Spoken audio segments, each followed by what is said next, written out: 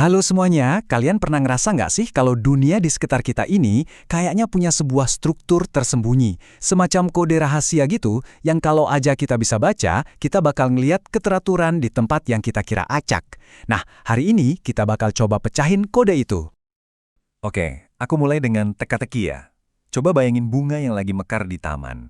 Terus nomor-nomor rumah di jalanan, atau bahkan tumpukan bola biliar sebelum main. Kelihatannya kan beda banget ya satu sama lain. Tapi percaya nggak, mereka semua itu punya satu kesamaan yang fundamental banget. Jawaban dari teka-teki tadi itu ternyata ada di sebuah kode tersembunyi yang sebenarnya ada di depan mata kita. Kode inilah yang diam-diam ngatur gimana semua hal itu bisa terbentuk dan tersusun rapi. Yuk kita bedah bareng-bareng. Ini jadi bukti kalau matematika itu bukan cuma soal ngitung angka di kelas loh. Matematika itu sebuah bahasa, sebuah cara kita melihat keteraturan yang tersembunyi, pola-pola yang membentuk realitas kita, dari yang paling kecil sampai yang paling besar. Nah, untuk bisa memecahkan kode ini, kita harus mulai dari dasarnya dulu. Kita perlu paham kosakata utamanya. Jadi, ayo kita definisikan dulu apa sih sebenarnya pola bilangan itu? Gampangnya gini, pola bilangan itu adalah barisan yang nggak acak. Setiap angka atau objek yang muncul, itu ada alasannya karena dia ngikutin sebuah aturan yang jelas dan konsisten. Kata kuncinya di sini cuma satu, aturan. Dan setiap anggota dalam barisan itu kita sebut suku. Ada suku pertama, suku kedua, suku ketiga, dan seterusnya. Ini istilah penting biar kita bisa ngobrolin pola-pola ini dengan lebih enak dan presisi. Oke, sekarang kita masuk lebih dalam. Gimana sih caranya kita nemuin aturan yang tersembunyi di balik sebuah pola? Gimana caranya kita jadi semacam detektif angka? Sebenarnya ada dua cara utama nih. Cara pertama itu analisis atau ya coba-coba. Di sini kita pakai intuisi dan ngitung cepat buat ngelihat hubungan dari satu suku ke suku berikutnya.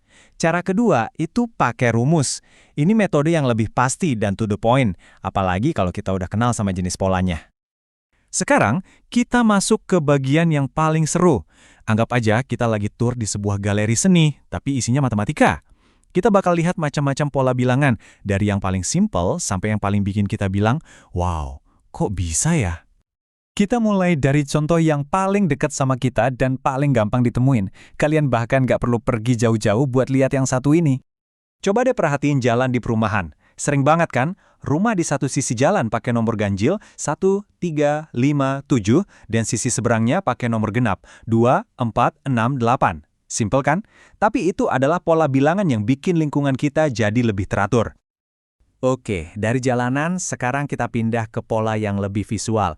Sesuatu yang bisa kita susun dan kita lihat bentuk fisiknya. Ini dia pola bilangan segitiga. Kelihatan kan polanya itu tumbuh? Suku pertamanya 1. Terus kita tambah 2 jadi 3. Habis itu kita tambah 3 jadi 6, dan seterusnya. Pola ini tuh terbentuk dari penjumlahan bilangan asli secara berurutan. Kerennya lagi, bahkan ada rumus pastinya loh, seperti yang ada di tabel ini.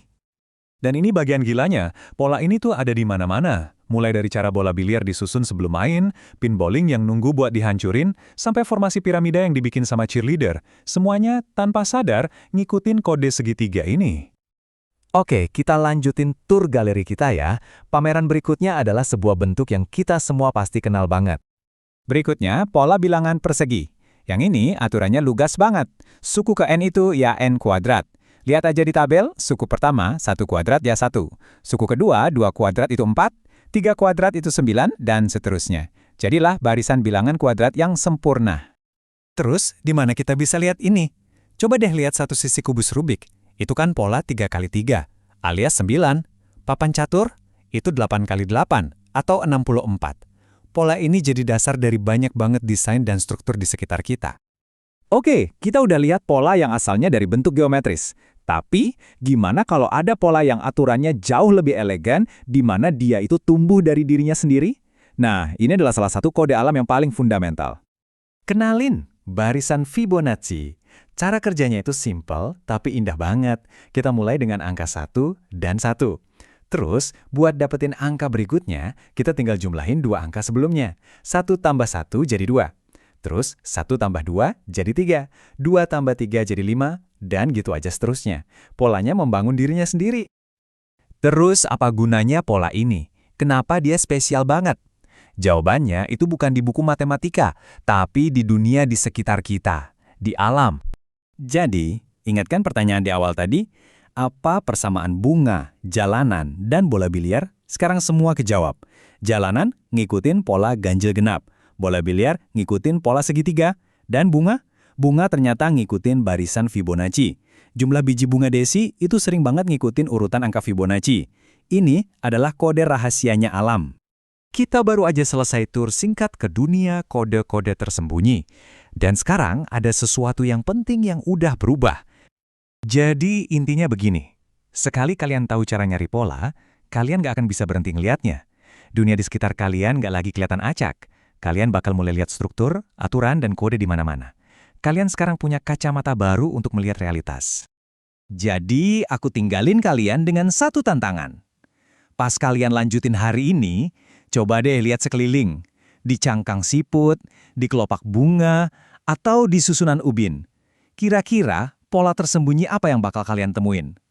Dunia ini lagi nunggu buat dibaca.